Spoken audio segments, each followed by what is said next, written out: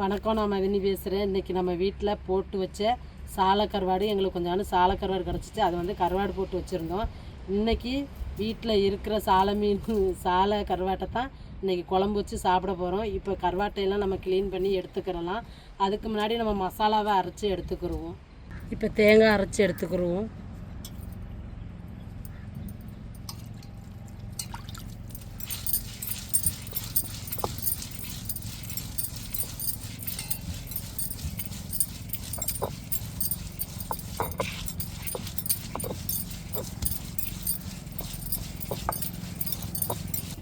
நம்ம கருவாட்டு குழம்புக்கு கொஞ்சோண்டு புளி எடுத்து ஊற போட்டுருக்குறோம். அப்புறம் சின்ன வெங்காயம் பூண்டை அரைச்சி எடுத்துக்கிடுவோம் தேங்காயோடு சேர்த்து.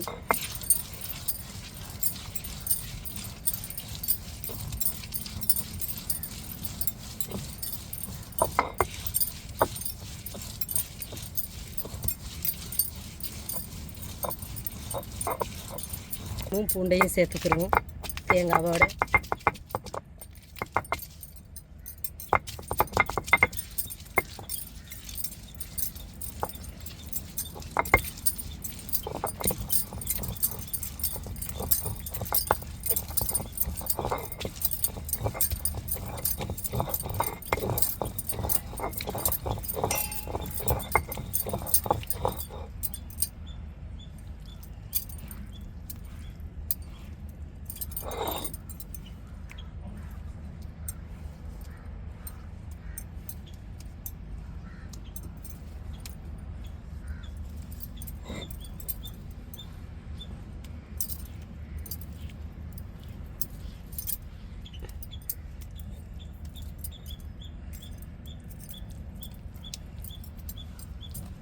கருவாட்டை நம்ம உரித்து எடுத்துக்கிடுவோம்.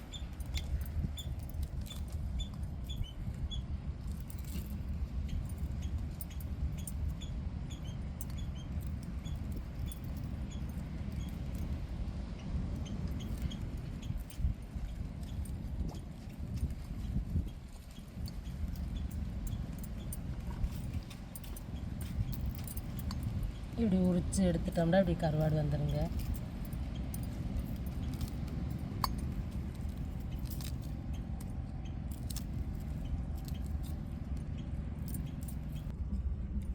கருவாட்டு குழம்புக்கு கருவாடு உரிச்சிட்டோம். மீதி கருவாட்டை நம்ம கஞ்சிகளுக்கு பொரிக்கிறதுக்கு வச்சுருக்குறோம். நம்மளுக்கு குழம்புக்கு தேவையான கருவாட்டை மட்டும் உரித்து எடுத்துக்கிட்டோம். நம்ம கருவாட்டை நல்லா ஊற அந்த உப்புலாம் அதிகமாக வைக்க மாட்டோம். நல்லா அலசி எடுத்துக்கிடுவோம் கருவாட்டை.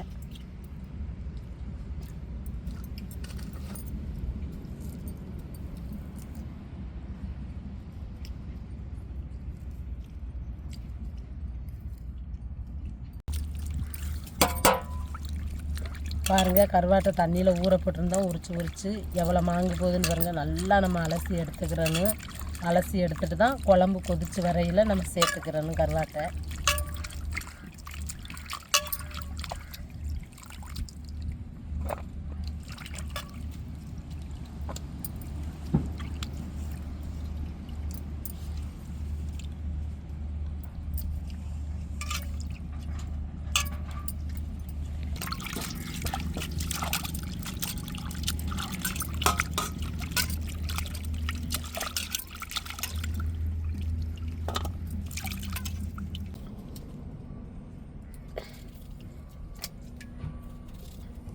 நாங்கள் கருவாட்டு குழம்புக்கு உருளைக்கிழங்கு கத்திரிக்காயெல்லாம் போட்டு வைப்போம். சாலை கருவாட்டுக்கு நல்லா டேஸ்ட்டாக இருக்கும். குழம்புக்கு போட்டு சாப்பிட்டோம்டா.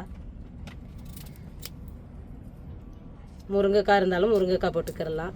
எங்கள் வீட்டில் உருளைக்கிழங்கும் கத்திரிக்காயும் இருந்துச்சு. இப்போ கத்திரிக்காயும் உருளைக்கிழங்கும் தான் போடுறோம்.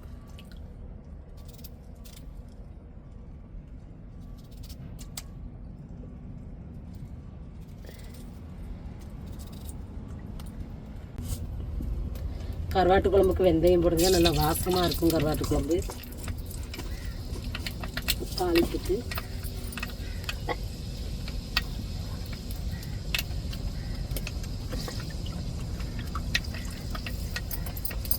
இப்போ வெங்காயம் சேர்த்துக்கிறோம்.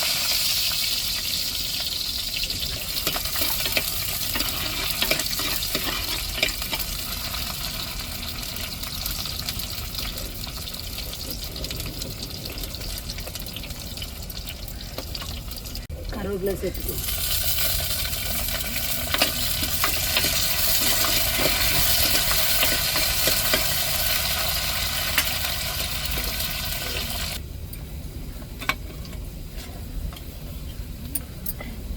தக்காளி மிளகாயை வதக்கிக்கிடுவோம் தாளிப்பில்.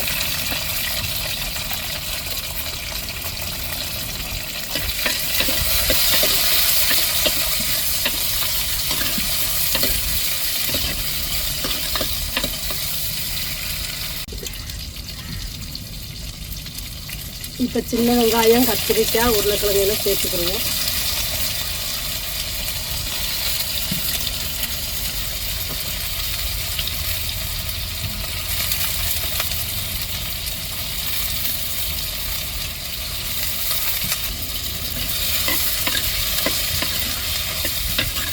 குழம்பு மசாலா பொடி, மஞ்சத்தூள்,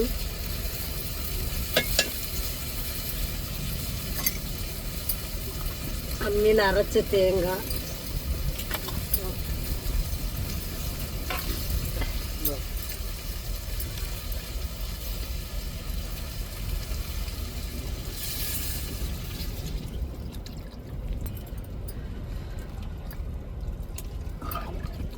புளித்தண்ணி, மசாலா பொடி, அம்மியில் அரைச்ச மசாலா எல்லாத்தையும் சேர்த்தாச்சு. இப்போ அப்படியே தட்டை போட்டு மூடிடுவோம்.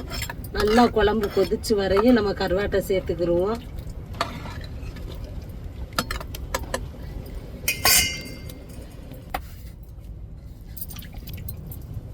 இப்போ தட்டை வச்சு மூடிடுவோம். நல்லா குழம்பு கொதிக்கவும் நம்ம கருவாட்டை சேர்த்துக்கிடுவோம்.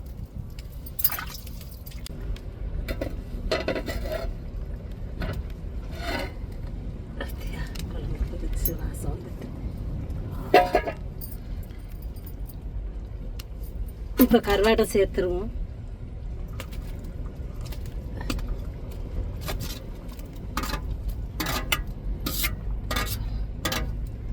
மொச்சை இருந்துச்சுன்னா நீங்கள் மொச்சையே போட்டுக்கோங்க கருவாட்டு குழம்புக்கு. எங்களுக்கு மொச்சை இல்லை, உருளைக்கிழங்கு கத்திரிக்காயும் போட்டு சிம்பிளான முறையில் வச்சாச்சு கருவாட்டு குழம்பு. குழம்பு வெந்ததும் ஊற்றி சாப்பிட்டுட்டு எப்படி சால கருவாடு குழம்பு எப்படி இருக்குன்னு சொல்கிறேன்.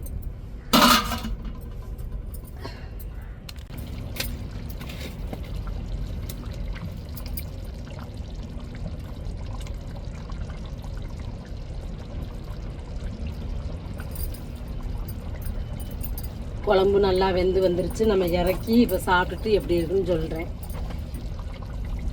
சாலை கருவாட்டு குழம்பு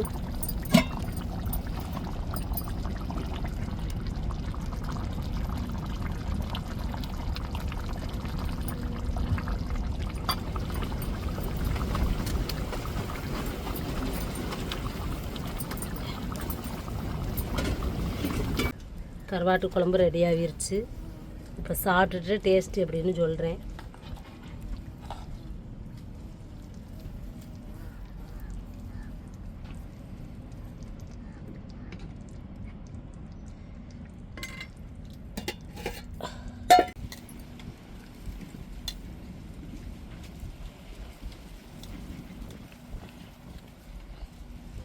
நல்லா சுட சுட மதிய நேரம் நல்லா சால கருவாட்டு குழம்பு வாசம் அப்படி தூக்குதுங்க.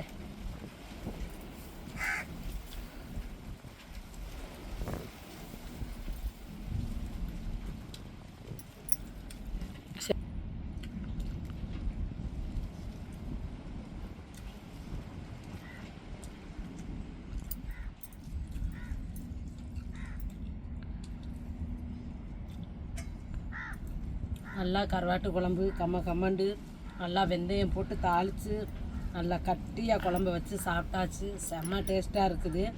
நீங்களும் சால கருவாட்டு குழம்பு சமைச்சு சாப்பிட்டு பாருங்கள். சாப்பிட்ருப்பீங்க டேஸ்ட்டு எப்படின்னு உங்களுக்கே தெரியும்.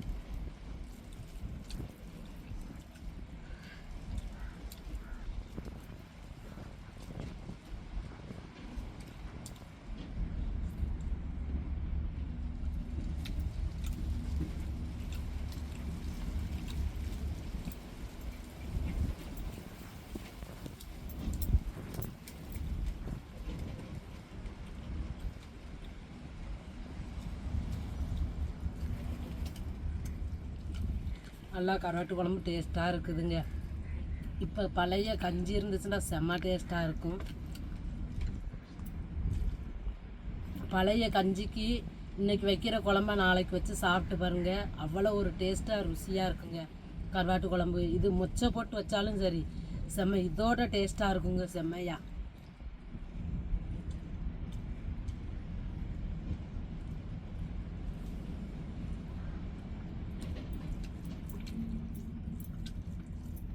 கருவாடு கிடச்சிச்சுண்டா, சாலை கருவாடு கிடச்சிருந்தா சமைச்சு குடும்பத்தோடு சந்தோஷமாக சாப்பிடுங்க. இந்த வீடியோ உங்களுக்கு பிடிச்சிருந்தா லைக் பண்ணுங்கள், ஷேர் பண்ணுங்கள், கமெண்ட் பண்ணுங்கள்.